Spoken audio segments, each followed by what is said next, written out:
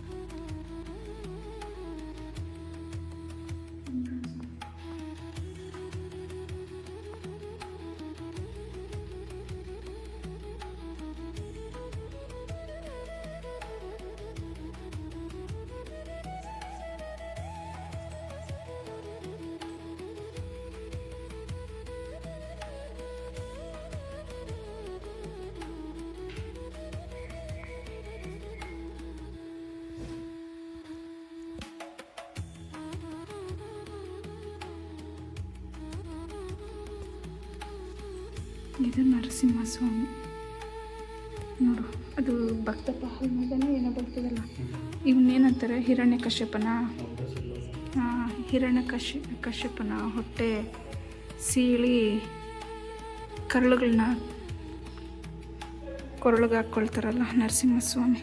ಮತ್ತು ಇವರು ವೆಂಕಟೇಶ್ವರ ಸ್ವಾಮಿ ವಿತ್ ಲಕ್ಷ್ಮೀದೇವಿ.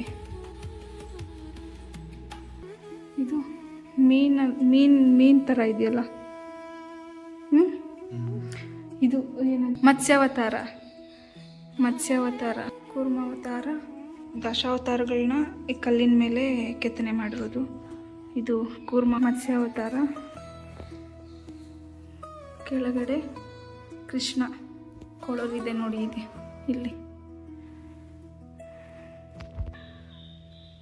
ಇದೊಂದು ಅವತಾರ, ವಾಮನ ಅವತಾರ. ಇದು ನರಸಿಂಹಸ್ವಾಮಿ, ಇದು ಬೇರೆ ಏನೋ ಅವತಾರ.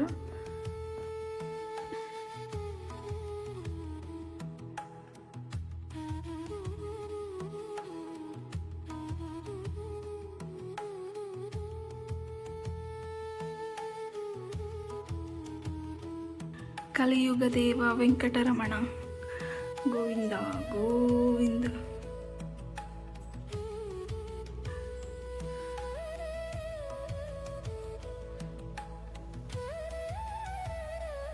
ನರಸಿಂಹಸ್ವಾಮಿ ಅಂದ್ರೆ ನನ್ನ ಕಾಪಾಡ್ತಾರಲ್ಲ ಆ ಸ್ಟೋರಿ ಇದು.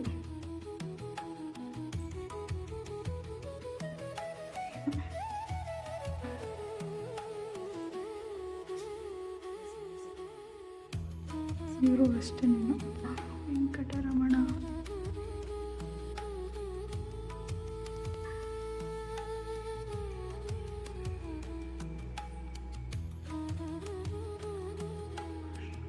ಇದರಲ್ಲಿ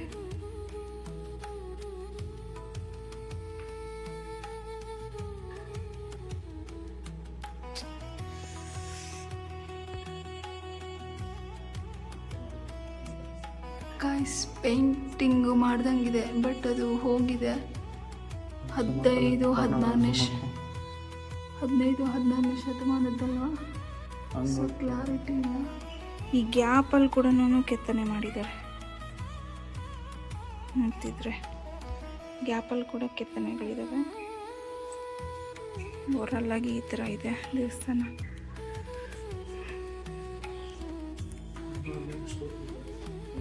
ಎಷ್ಟೊಂದು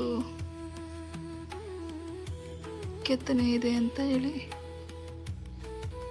ಪದ್ಮನಾಭ ಸ್ವಾಮಿ ಅವತಾರದಲ್ಲಿ ಶ್ರೀ ವಿಷ್ಣು ತುಂಬ ಚೆನ್ನಾಗಿದೆ. ಬಟ್ ಏನು ಅಂದರೆ ಪೂಜೆ ನಡೀತಾ ಇಲ್ಲ, ಅದೇ ಒಂದು ಸ್ವಲ್ಪ ಬೇಸರ ಆಗ್ತದೆ. ಜನ ಅಷ್ಟೊಂದಾಗಿ ಬರ್ತಿಲ್ಲ.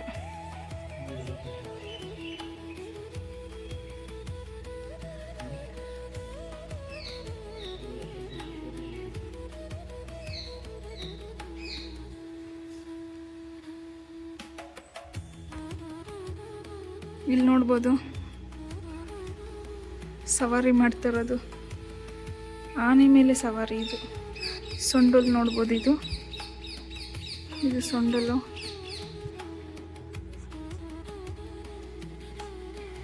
ಕೆತ್ತನೆಗಳಂತೂ ತುಂಬ ಚೆನ್ನಾಗಿದ್ದಾವೆ.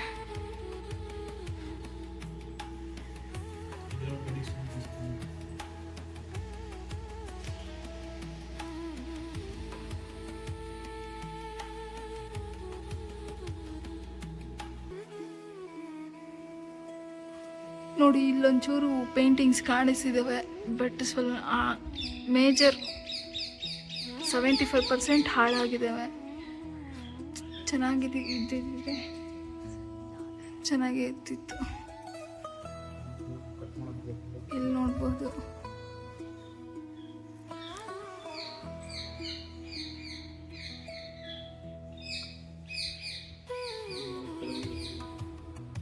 ಇದೆಲ್ಲ ಹಾಳಾಗಿದೆ.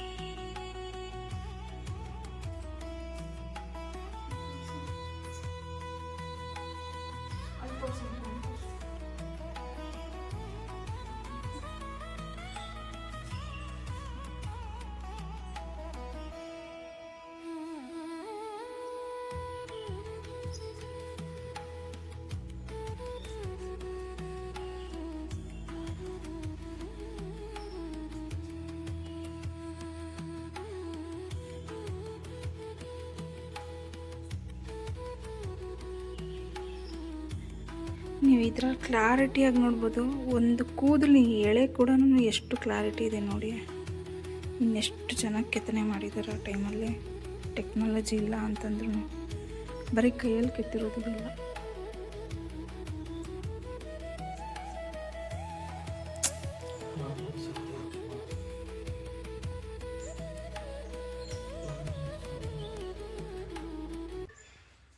ನೋಡಿದ್ರಲ್ಲ ಫ್ರೆಂಡ್ಸ್, ತುಂಬ ಚೆನ್ನಾಗಿದೆ ದೇವಸ್ಥಾನ ಅಂತೂ. ನನಗೆ ತುಂಬ ಇಷ್ಟ ಆಯಿತು.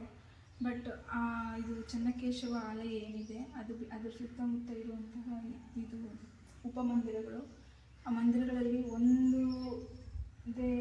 ಒಂದು ಮಂದಿರದಲ್ಲಿ ಮಾತ್ರ ಬಿಟ್ಟರೆ ದೇವ್ರನ್ನ ಇನ್ನೆಲ್ಲ ಕಡೆನೂ ಕೆಡವಿದ್ದಾರೆ. ದೇಹ ಇದೆ, ತಲೆ ಇಲ್ಲ. ತುಂಬ ಬೇಸರ ಆಯಿತು ನನಗೆ ನೋಡಿ.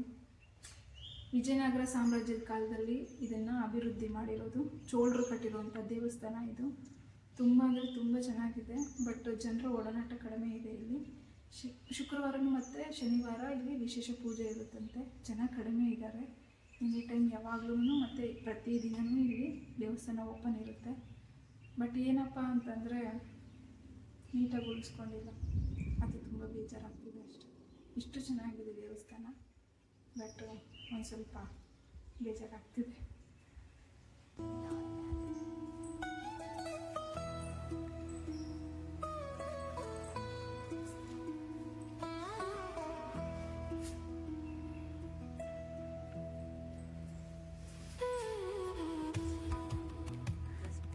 ನೋಡಿ ಗಾಯ್ಸ್, ನರಸಿಂಹಸ್ವಾಮಿನ ಎಷ್ಟೊಂದು ರೂಪಗಳಲ್ಲಿ ತೋರಿಸಿದ್ದಾರೆ ನೋಡಿ. ಇಲ್ಲಿ ಲಕ್ಷ್ಮೀ ಸಮೇತ ನರಸಿಂಹಸ್ವಾಮಿ, ಲಕ್ಷ್ಮೀ ಸಮೇತ ನರಸಿಂಹಸ್ವಾಮಿ, ಇಲ್ಲೂ ಲಕ್ಷ್ಮೀ ಸಮೇತ ನರಸಿಂಹಸ್ವಾಮಿ. ಇದು ಭಕ್ತ ಪ್ರಹ್ಲಾದ ತಂದೆಯಾದ ಹಿರಣ್ಯಕಶಿಪು ಅವ್ರನ್ನ ಸಂಹಾರ ಮಾಡಿರುವಂಥ ನರಸಿಂಹಸ್ವಾಮಿ. ಇಲ್ಲಿ ಇನ್ನೊಂದು ನರಸಿಂಹಸ್ವಾಮಿ, ಇಲ್ಲಿ ಇನ್ನೊಂದು ನರಸಿಂಹಸ್ವಾಮಿ. ಈ ಕಂಬ ಫುಲ್ ನರಸಿಂಹಸ್ವಾಮಿ ಕೆತ್ತನೆ ಇದೆ. ಈ ಕಡೆಗೆ ನೋಡಿದ್ರೆ ಈ ಕಡೆಗೆ ಡಿಫ್ರೆಂಟ್ ಆಗಿದೆ. ಇಲ್ಲಿ ಕೃಷ್ಣ ನೋಡಿ, ಇಲ್ಲಿ ಡಿಫ್ರೆಂಟ್ ಆಗಿದೆ. ಬಟ್ ಇಲ್ಲಿ 3 ನೋಡಿಕೊಂಡ್ರೆ ನಾವು ಕೃಷ್ಣನ ನೋಡ್ಬೋದು. ನೋಡಿ ಗೈಸ್, ಹಾಳು ಮಾಡಿದ್ದಾರೆ. ಇದಕ್ಕೆ ತಲೆ ಇಲ್ಲ,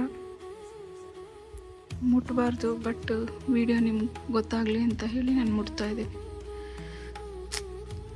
ಸ್ವಲ್ಪ ಬೇಸರ ಅಲ್ಲ, ಸ್ವಲ್ಪ ಅಲ್ಲ, ತುಂಬ ಬೇಸರ ಆಗ್ತಿದೆ. ಯಾಕೆ ಅಂತಂದರೆ ಇದನ್ನು ಉಳಿಸ್ಕೊಂಡಿಲ್ಲ. ಇದು ನಮ್ಮ ಶಿಲ್ಪಕಲೆ.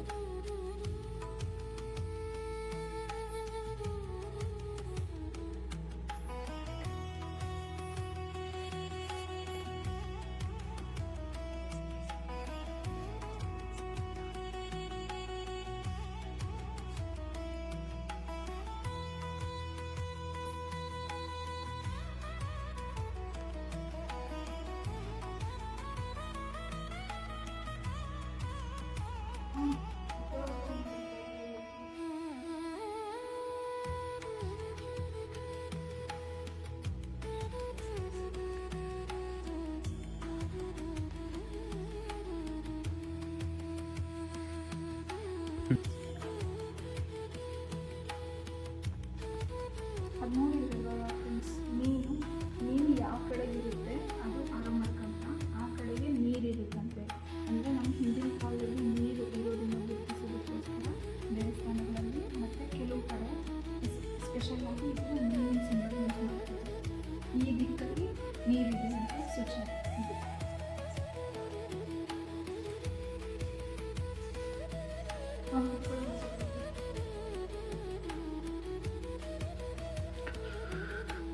ಎಲ್ಲ ನೋಡ್ಬಿಡು, ಮಳೆ ಬರಂಗಿದೆ, ಕುತ್ಕೊಬೋದು ಮಳೆ ಬಂದಾಗ. ಇಲ್ಲಿ ಇದೆ ನೋಡಿ, ಅಲ್ಲಿ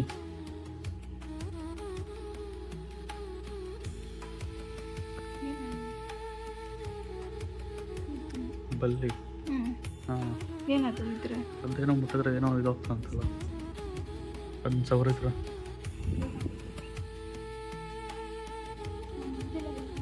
ಗೊತ್ತಿಲ್ಲ ನನಗೆ.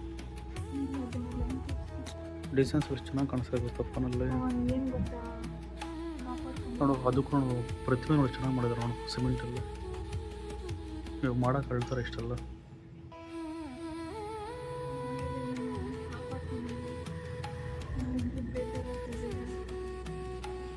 ಒಂದು ಮೀನು, ಇಲ್ಲೊಂದಿದೆ ಮೀನು. ಅಂದರೆ ಈ ಊರಲ್ಲಿ ನೀರು ಜಾಸ್ತಿ ಇದೆ. ನೀರು ಜಾಸ್ತಿ ಇದೆ ಅಂತಲ್ಲ, ನೀರು ಈ ಕಡೆಗಿದೆ, ಮತ್ತು ಕಲ್ಯಾಣ ಆ ಕಡೆಗಿದೆ.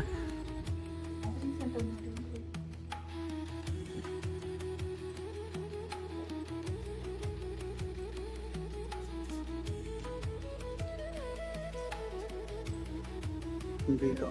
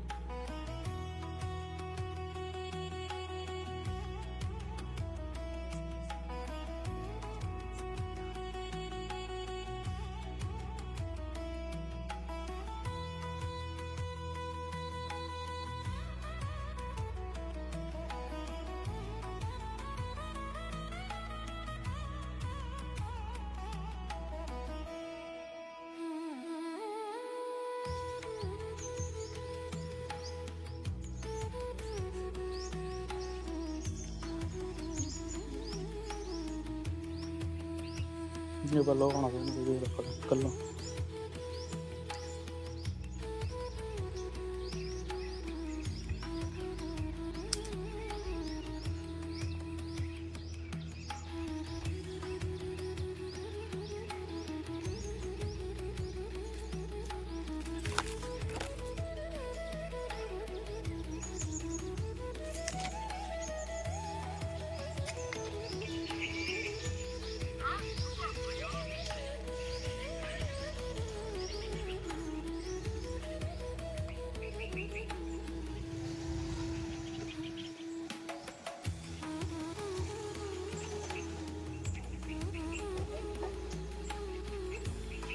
ಮೊದಲು ಅವ್ರನ್ನ ಕೇಳಬೇಕು.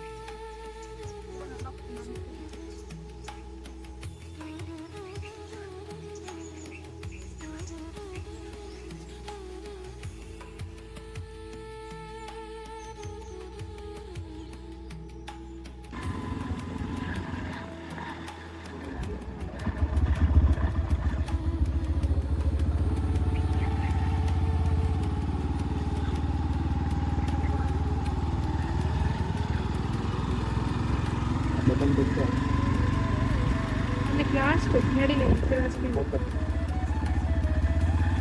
ದಾರಿ ಇದೆ.